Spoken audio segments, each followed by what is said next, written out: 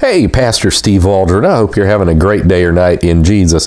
Wonderful, needed book by a good friend, Dennis Garza. What a wonderful man. Runs the ecclesiasticalresearches.org website. I think that's the website name. I've done some stuff on here for that website, showing people about it.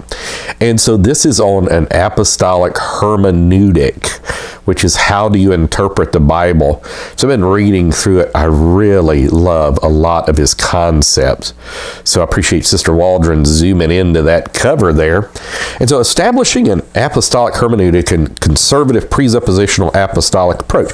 Now, a lot of people would get upset with the term presuppositional, but some of the biggest minds, like Cornelius Van Til, for example, in church doctrine, big use of that term, church.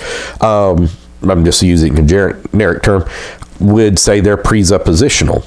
So Brother Garza, he's from California. I wonder if it's Madera, California. I was reading through his dedications, Clifford Clark, and then Elder Kenneth Bow, Steve McMullen, Brother Wheeler, Brother Kelly, one Lord, one faith, one baptism.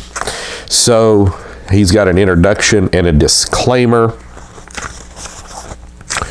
And it just starts, the pastor and the student. That's where he starts. And then he goes into the philosophy of the American educational system, which it's a pretty neat place to start. Good, very well done, good pages. One thing that you'll quickly notice is like the pages are not numbered, which is kind of interesting. So it's, difficult there. But the content itself, which is what you want, is phenomenal. So like eternal generation must be denied and rejected. To the first, Christ is the Son of God figuratively. By eternal generation, to the second, he is the Son of God literally, firstborn of creation. The Word of God as truth must be affirmed. That the Scriptures are inspired of God must be affirmed. Alternate views of inspiration must be rejected. That's just an example. If I had to guess, I'd say it's about 140, 150 pages. And one of the things that I really appreciated about this book, let me see if I can get it, is the bibliography. He has an extensive bibliography, and some of my favorite authors like Roland H. Bainton, 3 times there, Oswald T. Alice, but it's several pages of bibliography. Donald Guthrie is another name, R.C.H. Linsky. So he interacts basically with all the big names of, Paul Lee Town, literal interpretation of the Bible. Paul Lee Town is also the one that did 15,000 illustrations. So that's good. Another interesting thing he's got in here is historical schools. So Bernard Ram, which I like that. He was one of my college textbook folks, Brother Bernard used. And so historical schools of biblical interpretation, the patristic period, he goes into Cyprian, Origen, Clemens, Alexandrinus, Justin Martyr, Hermas. He goes into a quote, the majority of the fathers belonging to this period are characterized as allegorical interpreters.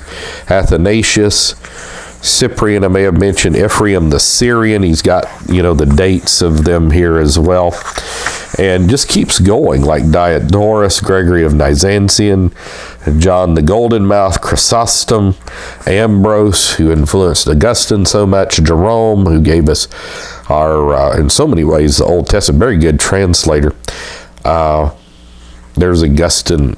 Augustine.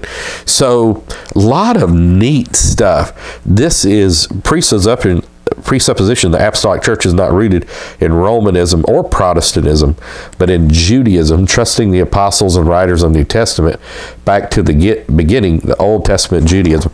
So, great, needed book by Brother Garza, Establishing an Apostolic Hermeneutic, Conservative Presuppositional Apostolic Approach. Sorry I don't do links, but I'm sure you could Google it and find it and maybe go onto that wonderful website he's got. So God bless. We love you.